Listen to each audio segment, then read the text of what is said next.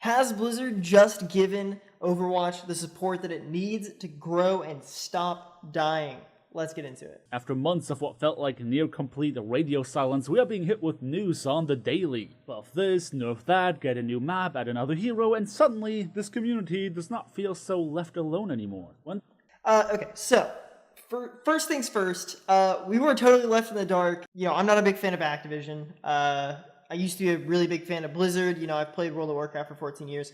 I've been a big fan. Recently, we're talking in the last year, I've pretty much, I haven't had Overwatch installed. I haven't had anything installed other than World of Warcraft because I still play that. But one thing that I noticed was there's no communication. The communication between the devs in Overwatch is absolutely terrible. There's absolutely nothing to it that is good. No part of it. You have Jeff Kaplan who comes on and talks for 3 or 4 minutes and then goes off and does whatever he does on his day-to-day basis, and we don't have any idea what's going on ever. It's been terrible. The communication has been absolutely terrible. When they initially unveiled Paris to be the next map for Overwatch, I was honestly very concerned. I saw a lot of potential in that map as a piece of content to build around, but Blizzard did nothing along those lines.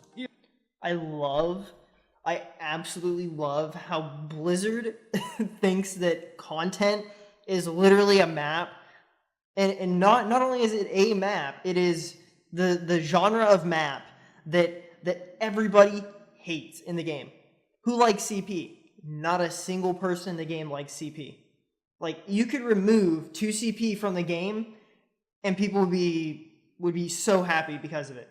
There would be no complaints because of it. 2 CP sucks. Everybody hates 2 CP.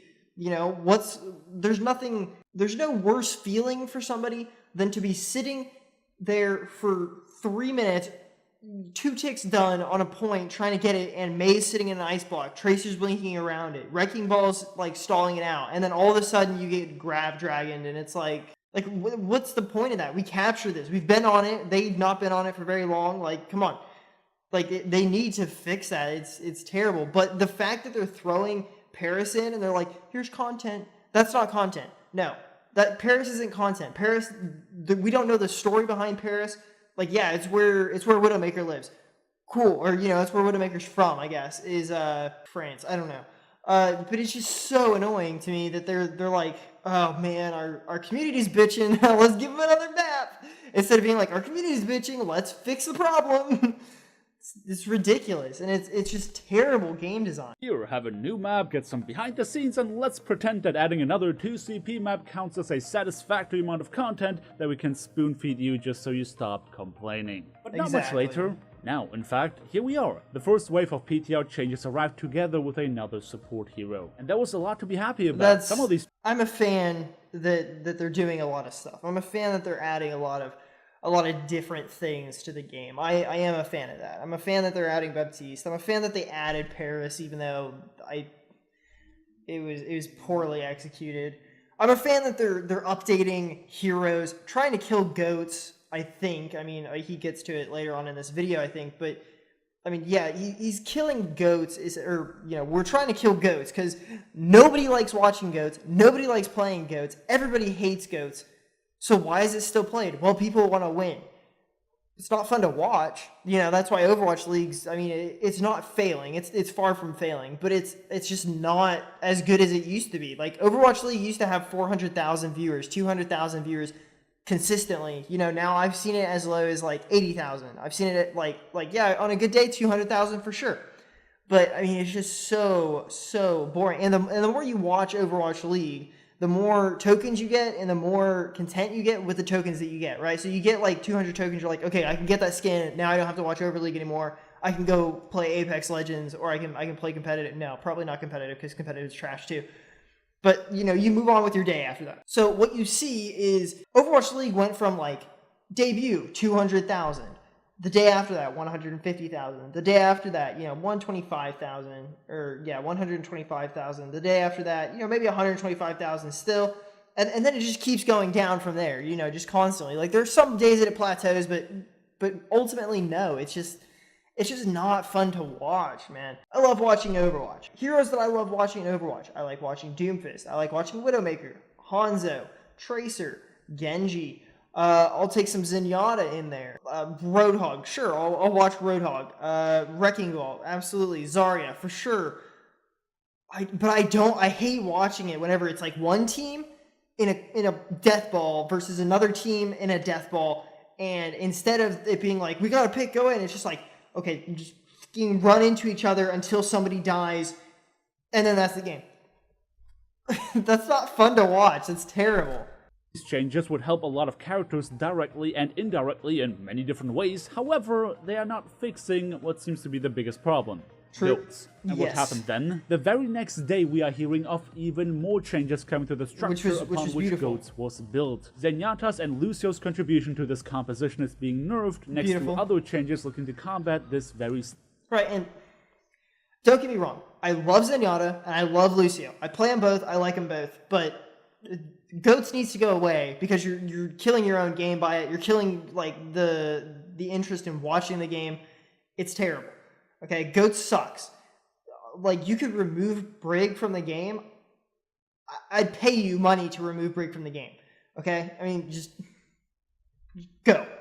Stale meta. Now we are singing a completely different tune, aren't we? Streamers are being invited to the Blizzard HQ to stream and interview developers while new content is being dropped. Beautiful. And all of that goes hand in hand with the Overwatch League stirring up the hype pot to make sure we always feel like something is going on. Which and I'm gonna be honest, while I was happy to see the retention that the Overwatch League has gotten, including very respectable viewership, I found myself very bored very quickly. Considering it has gotten very respectable viewership, and I am happy about that. But like, I want Overwatch to succeed. I want Blizzard to succeed. I want Activision to succeed. The problem in my mind is that Activision doesn't want to succeed. All Activision wants to do is they want to put a ton of microtransactions in every single one of their games just so that you'll buy everything that they want you to buy. I mean, like, they sold a freaking dot for $2 for a scope dot. I mean, it's stupid. So, I mean, yeah, I'm not surprised that it got good, like, they have incentives for you to watch Overwatch League. It's not just everybody wants to do it because they want to do it, they want to watch Overwatch League. Not a lot of people, I think maybe half the people, maybe half. So, like, 100,000 people out of the 200,000 people who watch Overwatch League are there solely because they like the game. Or solely because they like watching the game, you know? And it's not surprising that you get bored from Overwatch League. It's the same comp every time. It's the same thing, just rammed into each other. You know, sometimes you have a person like Defran who comes out on Torb, and it makes it interesting. I watched that game, by the way. That was the only Overwatch game I've watched so far. That we know most of these teams from the first season, some of them just didn't seem like themselves. I know that coaches and analysts and other on-screen personalities try to sell us this meme that Goats has a lot of intricacies and takes a lot more coordination than we give it credit for. And I'm not here to dismiss any of these things because who am I to say that they are wrong when they're being... It does, it's just not fun to watch at all. I'd rather watch something that takes less coordination and more singular skill, like a Widowmaker on a team, than ever watch Goats ever in my entire life. Paid to analyze all these things. But from a viewer perspective, I just didn't enjoy to see what happened on screen, and I lost a lot of the connections I had to the teams from the first season. It just seemed disgustingly homogenized to me. But hey, some people said the same thing about the league when Dive was meta, so... People did say the same thing about the league whenever Dive was a thing. However, it wasn't nearly as many people, and the people who said it don't usually understand the game to the extent that an Overwatch League personality would. Like, somebody who's actually on the casting for Overwatch League, like Golden Boy or, you know, whatever. I don't even know him anymore. But like one of those people, they understand the intricacies of Dive, as they do with Goats. The only issue is Goats, there's nothing redeeming about Goats. With Dive, you at least have Tracer and Genji and Doomfist and maybe a Widowmaker or something like that. You know, Widowmaker's obviously not Dive, but, you know, they run her sometimes on open sight lines to go with the Dive. She complements Dive as well. You know, so it's a lot more skill-based than just, okay, Brig, you're going to walk in there, hold M1, they're going to die. Run, you're going to do the same thing, man. And it's like, it's just so boring to watch. So I see where he's coming from. I disagree a little bit, but still.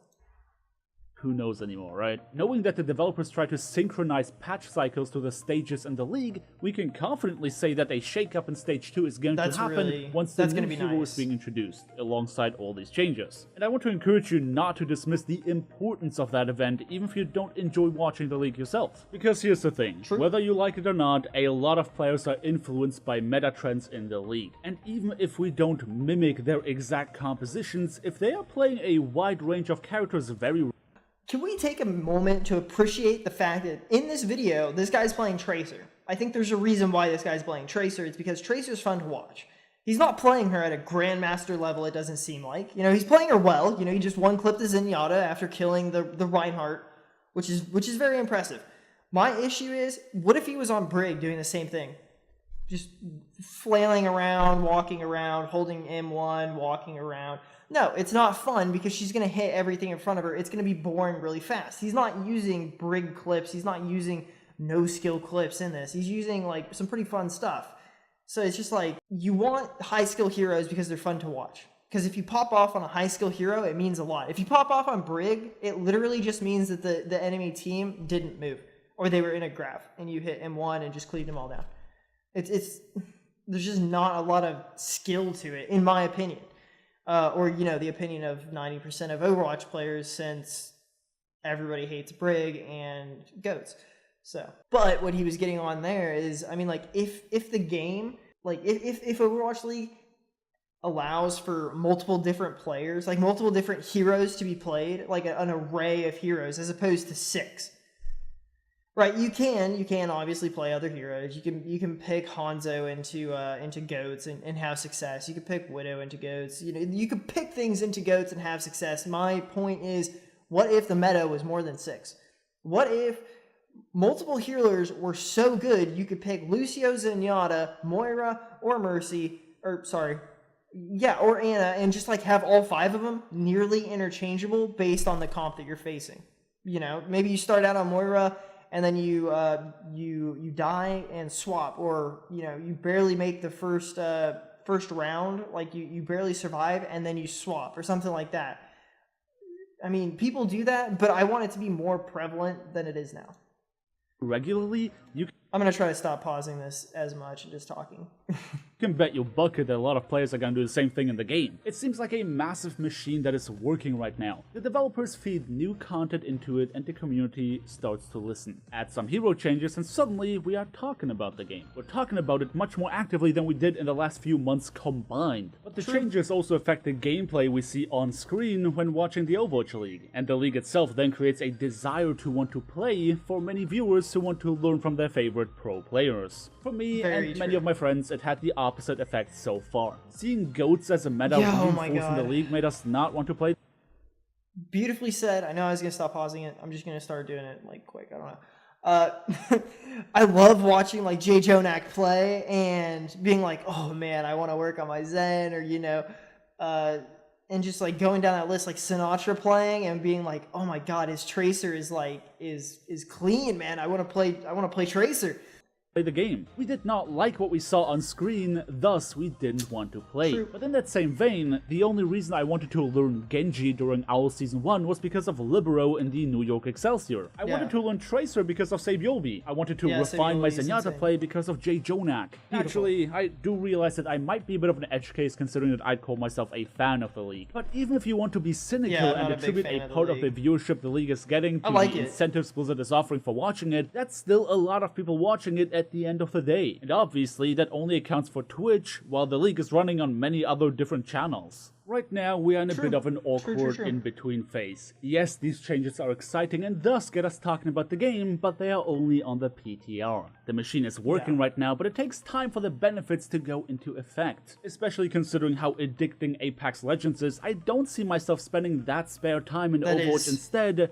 Extremely the plan has not changed. Blizzard is looking to shake up Stage 2 of the Overwatch League, and at the same time, we can expect to see a massive change in our community and in the game itself. Because again, whether you like it or not, but these things go hand in hand. Now here's the crazy thing. Speculation is fun and all, as I have done in my video talking about the new map. But I honestly feel like this was their plan all along. The league would kickstart the changes we want to see in the game because OWL is the big moneymaker. What we are seeing right now is not anything new.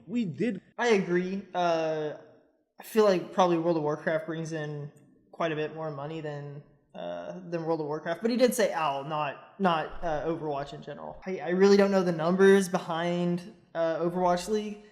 You know, like the dollar amounts. You know, I know teams are expensive. I know they get paid a lot.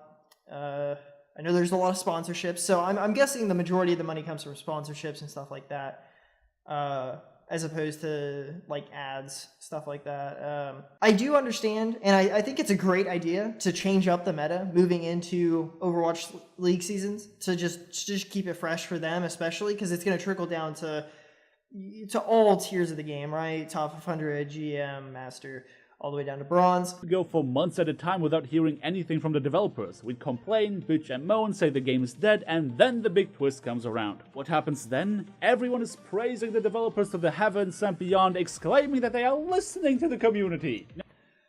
Okay, let me first off say this. Blizzard is not listening to the community. Blizzard never listens to the community. It is the most frustrating and annoying thing I've ever heard of. This goes all the way back to, you know, you think you want that, but you don't, with World of Warcraft Legacy servers. And then this goes back to Wyatt Chang at 2018 BlizzCon saying, don't you guys have phones? Yes, dumbass, we have phones. Our issue is we don't want to play games on our phones.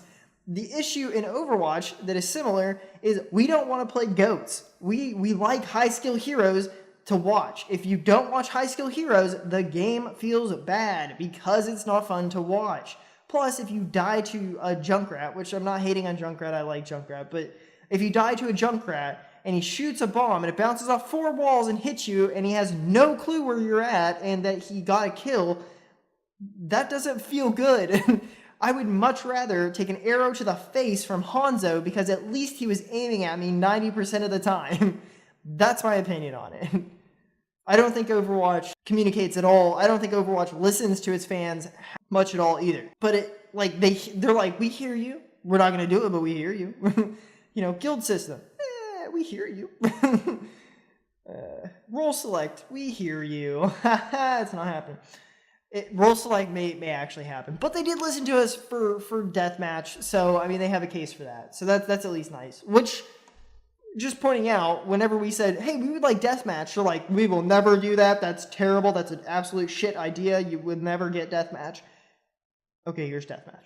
You know, so it's take it with a grain of salt. You know, to each their own opinion on this topic and everything else that I'm saying. I'm just raging over here apparently, but you know, it's whatever. Now here's my portion of cynicism, because I'm sure you already expected it.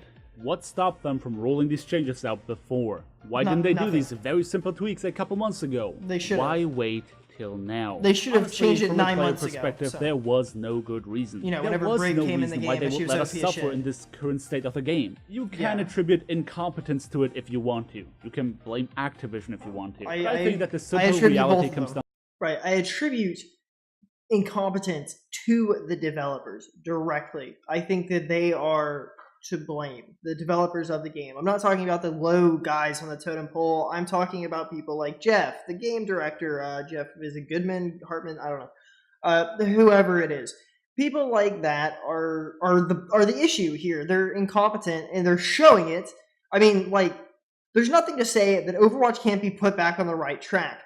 But whenever you have 3 years of the same exact events over and over and over, with the only thing changing being the skins, the one part of each event that you pay money for, that is a terrible look for the game. It is a terrible feel for the game, and nobody likes it. So I do attribute it to incompetence, as well as incompetence on Activision's part. That is terrible. It is absolutely terrible. Activision has one job. They make games that people like. That's their job. Instead, they're deciding that their job is to make skins that people like within games that they create that they don't care if people like. And it's annoying. It's extremely annoying. All they want is for you to give them as much money as you possibly can by stuffing microtransactions into every piece of their game. It is terrible. You want Overwatch League skins? Buy tokens. That's $5 per skin, in case you didn't know. If you want the emotes, buy them. If emotes with an Overwatch League. If you want any skins, buy loot boxes.